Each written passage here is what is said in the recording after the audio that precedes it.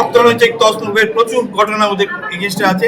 এখানে এটাকে ব্যবসাখানা বানিয়ে নিয়েছে, এখান থেকে ব্যবসা করেন, ওনারা সকালবেলা আসেন, বিকালবেলা চলে যাবেন।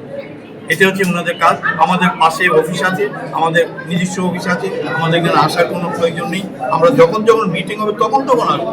এখানে সারাদিন এখানে কী কাজ আছে? দীর্ঘদিন 1985 সাল থেকে আমি সিআইপিএতে আমি এক্সিকিউটিভ সেকশনের চেয়ারম্যানও ছিলাম, কিন্তু আমি দেখেছি এদেরকে, আমি আর্থিক দুর্নীতি যারা করবেন তাদের সাথে জীবনও চলব না।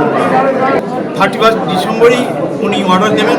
31শে জানুয়ারি 2026 এটা ইলেকট্রাল আমাদের যে নিজস্ব ওয়েবসাইট আছে সেখানে ইলেকট্রাল দেবেন। তাইলে উনি কী করে উনি বলেন যে উনি বৈধ? উনি বারবার বলছেন ইলেকশন করছে, ইলেকশন হয়নি, সিলেকশন হয়েছে, সিলেকশন করে ওনারা হয়েছে এবং এটা বেআইনি, সম্পূর্ণ বেআইনি। কারণ এটার এগেন্সে অলরেডি সাবসিডি ম্যাটার ছিল, এই ম্যাটারটাকে ওরা করে নিয়েছে। যাই কারণ আমার